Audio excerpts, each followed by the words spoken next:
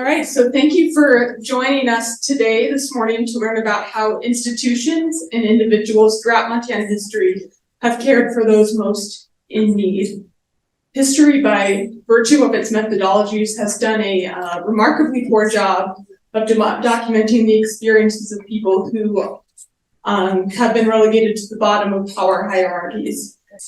I'm Lindsay Tran, Historic Architecture Specialist at the State Historic Preservation Office, and I'm very pleased to introduce our session speakers today.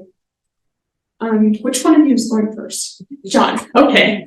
In relocating, well, it's changed. In Resurrecting the Dead, Helena's Poor Farm Cemetery, Jon Axline explores the history of the Lewis and Clark County Poor Farm and discusses the findings of a recent ground-penetrating radar survey.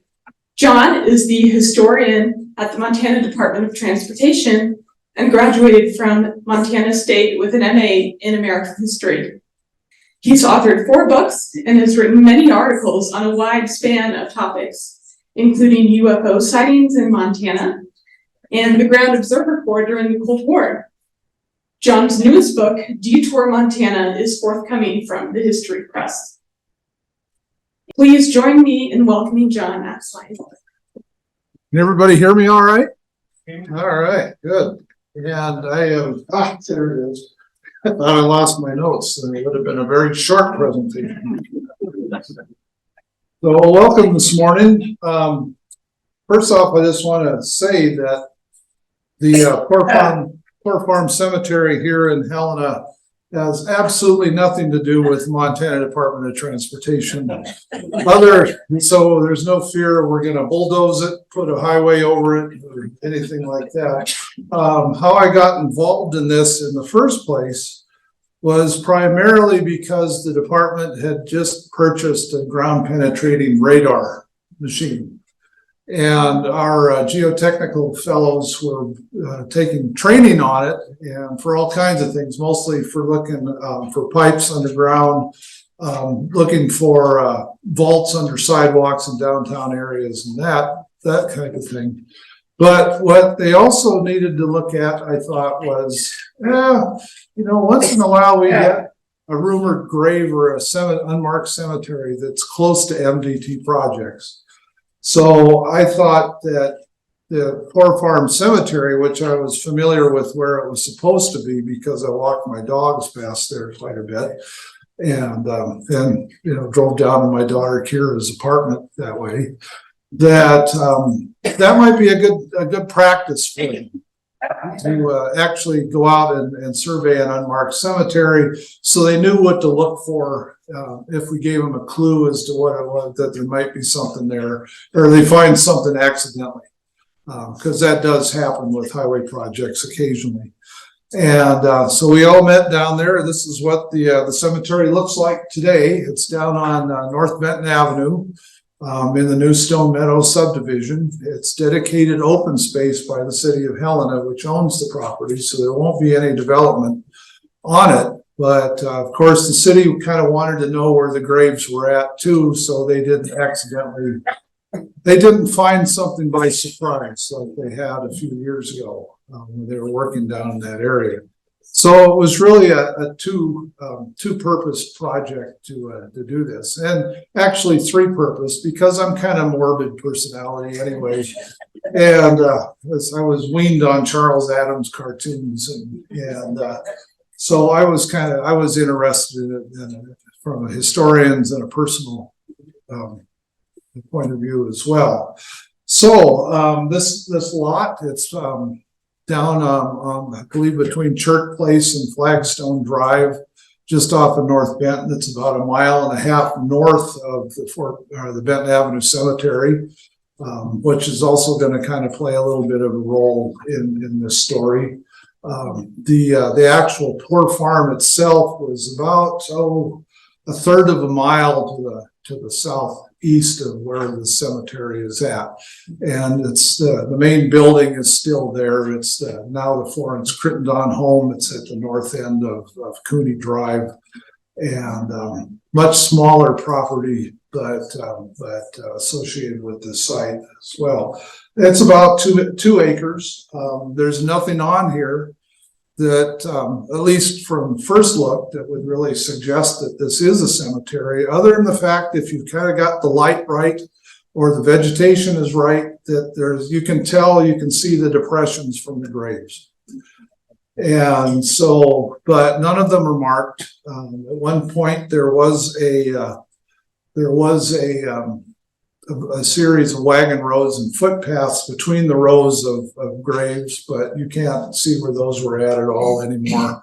And so it's completely empty field that people walk their dogs across. And of course, you got, dog poop all over it. But it seems to me a little, not real good, but not real surprising either. I didn't let my dogs poop on this property. I think my wife backed me up on that. Some of them were her dogs too. So, but she didn't let them do that there. So, so this is where it's at. It's considerably more built up now than it was when the Google Earth photo was taken. It's almost completely covered with residential subdivisions. Now, when we first started going down here, it was there was nothing down there. This is the second Poor Farm Cemetery. The first one was used from about 1876 up until 1890. We haven't positively identified that site. It was about 300 yards to the south of the cemetery now. Based on the written record of what the first cemetery looked like, it was in a lower swampy area, which was going to cause some problems, as you can imagine. Yeah, I think it was about where that yellow circle is. Somewhere there, very close, and that's now used as a horse pasture by somebody. So it was kind of a fun project, I got to admit. But I think I need to give you, there may be, and just to back up, there may be as many as 377 people buried out here. Now, I think that number is a little high. I think you would agree with me, Ellen, probably on that. But that's what they've got, a list of the people who are supposed to be buried out there, and that's the number that we come up with. Could be more than that. I kind of think it's probably a lot less than that. All right. Essentially, this cemetery functioned as a potter's field. Anybody know what those were? All right, good. I won't have to do the definition. But they buried people who died in Helena from various causes out at this cemetery, as well as people who died at the Poor Farm. And the Poor Farm is in the blue circle there towards the bottom. It's the main building at that site. That building that's there now wasn't built until 1937, I believe, in the wake of the earthquakes. All right, so we do know that there's at least 80 sets of remains out there, but that's the only ones that we really know for sure, I guess. All right, like I said, the MDT acquired the GPR unit about a year or so ago, and we went out there in October of last year when the grass was pretty low, one of the last nice days of the month. And basically what a GPR is, it's an electromagnetic investigation tool. I got to read this because I'm not a scientist. That works by sending out a radio signal at a certain frequency and dielectric constant. When this signal encounters soil or an object with a different dielectric constant, this signal is reflected back and appears on the GPR scan. In the case of identifying graves that are over 100 years old, the materials remaining from these sites are essentially bones, decayed wood, and remnants of clothing fibers that may remain with the skeletal remains. So essentially, it's just like it says, it's just a ground penetrating radar, and it's getting low. I'm kind of convinced about the usefulness of this after seeing this in action. All right, this is what the machine looks like. It looks kind of like a lawnmower, a lot low, not as heavy as a lawnmower, but it's got a screen on the handle that you can see what's coming up at the bottom that they keep track of. And I believe it also has GPS capability as well. All right, so it was quite a I don't want to say a media circus, but it was. There was a lot of people out there watching it in action, including Laura Evil Sizer, is woman, my new colleague at the MDT there on the left. Okay, all right. Now, port farms were a way for local governments to provide care for the indigent, sick, and poor beginning in the late 19th century. They were funded by city or county governments and often involved the county hospital with the complex. Theoretically, at least, elderly, disabled, mentally ill, and destitute were required to work to support themselves at these institutions by tending gardens, small farm acreage, housekeeping, and caring for other residents of the facility. The farms were supposed to be self-sufficient to a certain degree, but they still relied pretty heavily on county funding. Most Montana communities had poor farms in the late 19th and early 20th centuries. So it was, by the time Montana started using them nationally, were starting to phase out in other states further to the east. Lewis and Clark County established its port farm near this location, or at this site, in the site of a former dairy ranch in 1876, and built a county hospital on that lot, and also included a barn, some outbuildings, a ditch, and fencing, and a separate building for, quote, the mildly insane, whoever they were.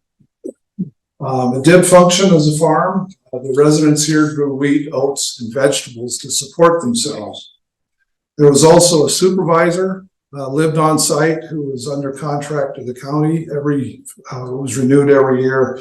And there was also a physician that was also under contract to the county, who would pay periodic visits to the farm, but wasn't actually living out at the site like the supervisor was.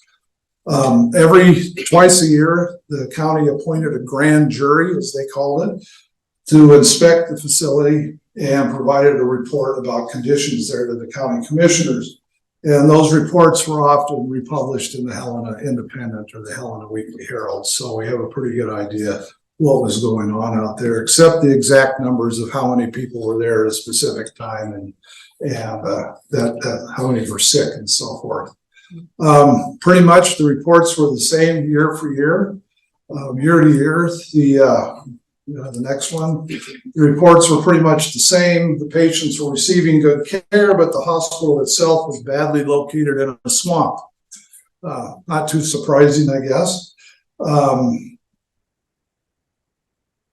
But it was also inadequate.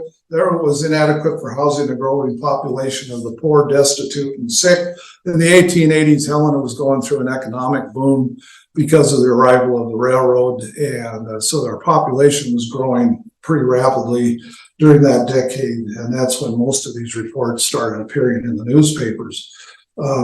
Specifically, the annual gripe every year, or every report, was the ventilation in the hospital building was poor, which prevented people from getting healthy quicker. So, but the county didn't do anything about it until 1885, when they finally built this complex out on the site. The inspectors divided the patients of the facility into three groups: the aged and the infirm, those suffering from disease or because of accidents, and, quote, victims of intemperate habits. And the last group made up about 2/3 of the population at the forefront. There's a reason for that, I think, too.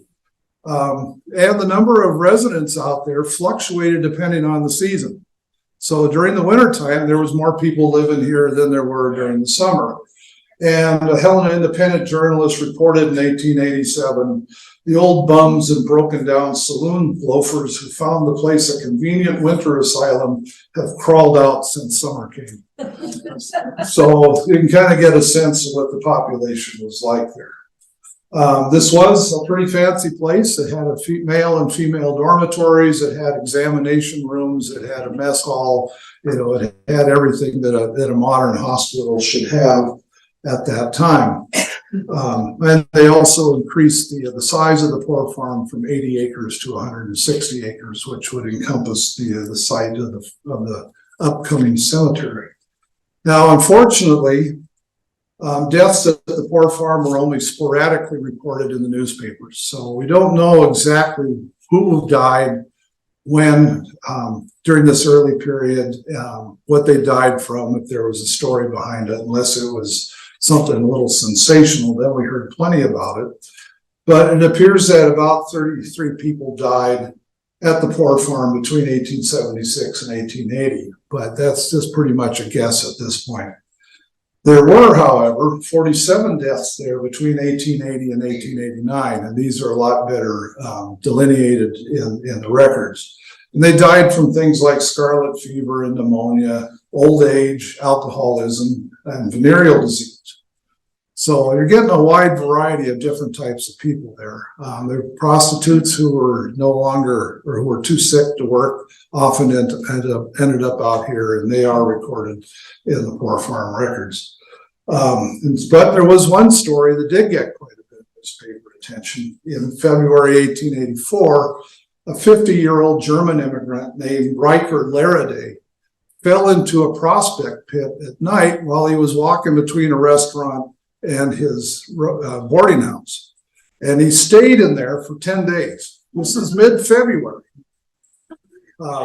And so nobody heard him. Nobody knew he was there. I guess nobody realized he was gone, which is probably the saddest part about the whole thing. But he was eventually rescued at the end of February, and he ended up out here at the Poor Farm. And he really languished for another 3 weeks before he died of gangrene. He had both hypothermia and frostbite. I think this guy must have been really tough.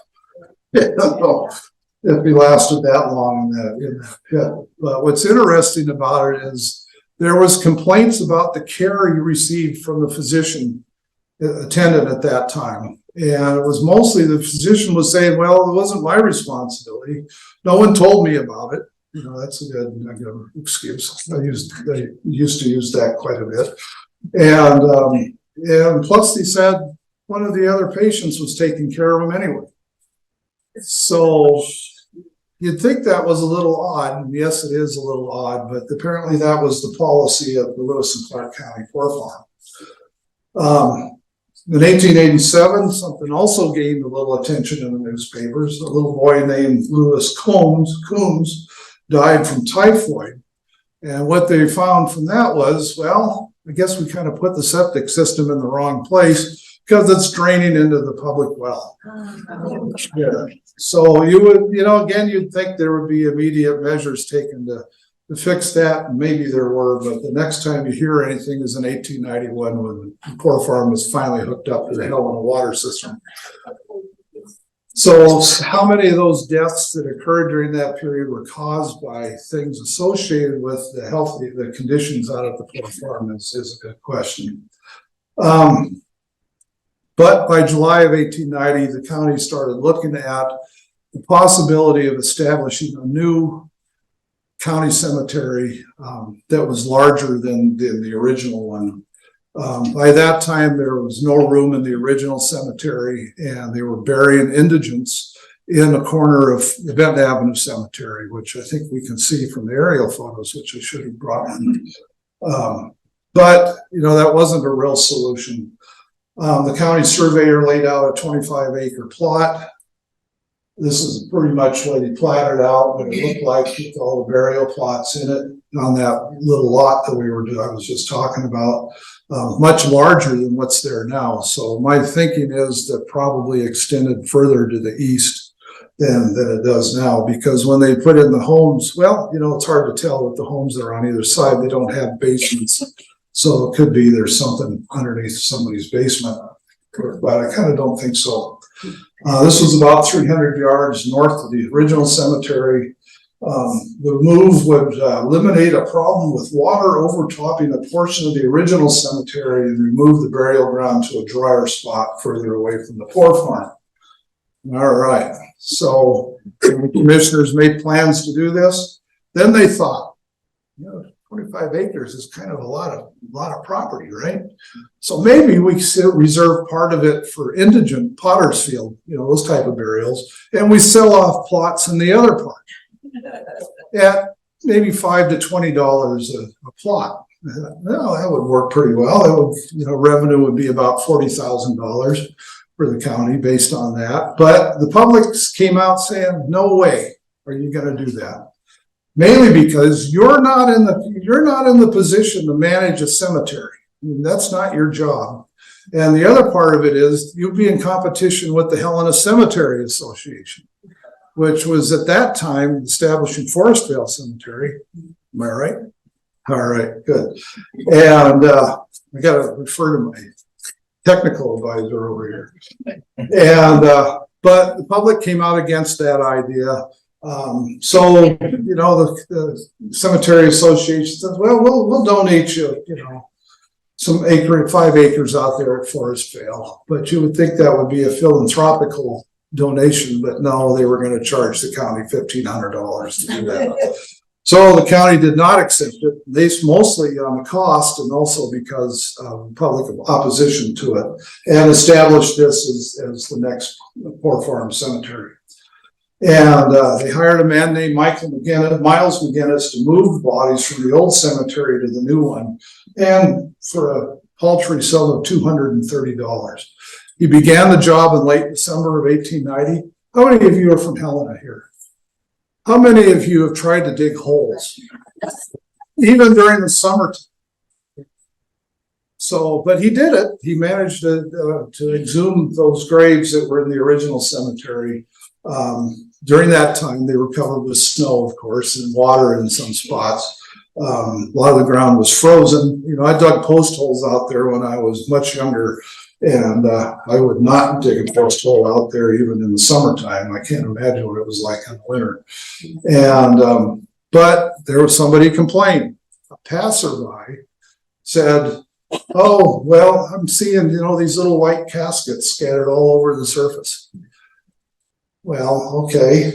And that, well, it turns out that the McGinnis had responded and said, well, they were only there for like 20 minutes, before I reinterred them in the new place. I think that's a little bit of an exaggeration as well.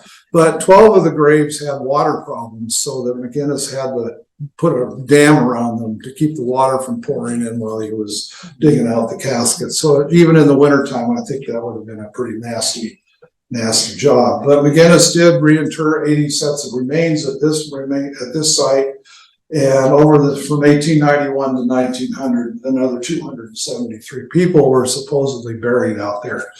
The burials were all marked with wooden crosses with names of the deceased carved into them, and of course they've all completely disappeared. There's nothing out there now that would indicate that they were ever there. 1900, the county did establish a potter's field. It's still there today on McHugh Lane across from Forestvale Cemetery. But the Poor Farm still buried another 24 people out here between 1900 and 1960. So, 377, I still think is a little bit high, but hopefully in the future we'll be able to narrow that down a little bit. We know only the names and the cause of death of some of the people buried at the Second Poor Farm Cemetery. For the most part, their stories are lost to history. Sometimes the deaths were reported in the Helena newspapers, but not much detail is ever given. Most of the people buried there are white males, but there are 4 African Americans buried there, along with 2 Chinese men. About 10% of those buried there are women, and 9% are children and infants. Most are unnamed, so we have no idea who they were. These are really Helena's forgotten citizens. Causes of death when listed or buried: it was pneumonia, typhoid, drug overdose, suicide, a couple run over by a car or a train, protracted sprees. I like that one. Alcoholism, venereal disease, tuberculosis, and there are 2 murder victims out here as well. All right. The GPR survey did come up with the conclusion, yes, there probably are burials out here, but they weren't able to tell us how many. So we still don't know for sure how many people are buried there. The GPR wasn't very successful in doing that. But it did indicate that the burials that they think are there are only about 2 or 3 feet below the ground. which would hold in, if you're digging in that soil in the middle of winter time, you're not gonna go down 6 feet. So it makes perfect sense to me, especially if you have a short period of time to move all those bodies. But in 2008, a workman digging a trench for a water line into this subdivision uncovered a human femur, part of a jaw, and skimmed the side of a wooden coffin. So we know they're there for sure. It's just the number of them and the exact location of them are not known. All right. So, but since then, with your historian standing up here, this project has taken on a life of its own. Kind of been like a dog, refusing to let go of it for a while. And speaking of dogs, what was the next step? 5 minutes? Go really fast then. We took cadaver dogs out there. And so twice we did that. The first time it was in May, right after the rain with heavy vegetation, and it was inconclusive as well. There was a few spots the dogs were interested in, but there's more views of it. Another view of that. And this is with, I'll just keep going. Here's where the anomalies were with the GPR. It did kind of match up with that plat map, but there, you can see there's a lot in there that doesn't. The dogs were unable to positively identify anything that first time. It's fun watching them work because I hadn't seen that done before. Here they are the first time out.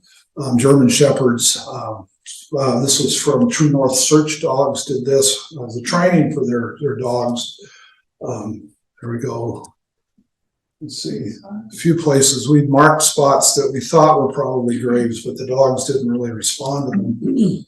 But we went out again 2 months later when the weather was considerably different. It was hot, it had been mowed, with a colleague of mine had also trained cadaver dogs, and these dogs were finding things all over.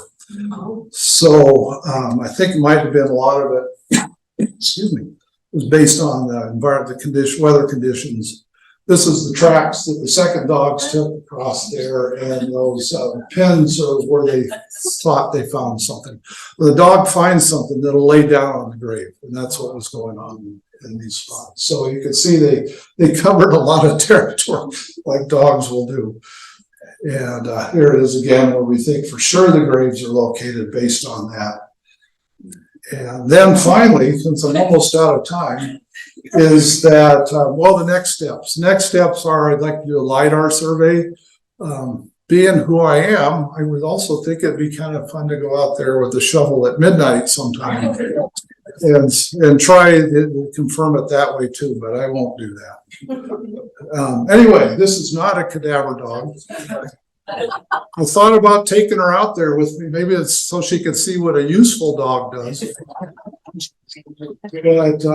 But I didn't do that. I think her legs are too short for that. So with that, I'm done.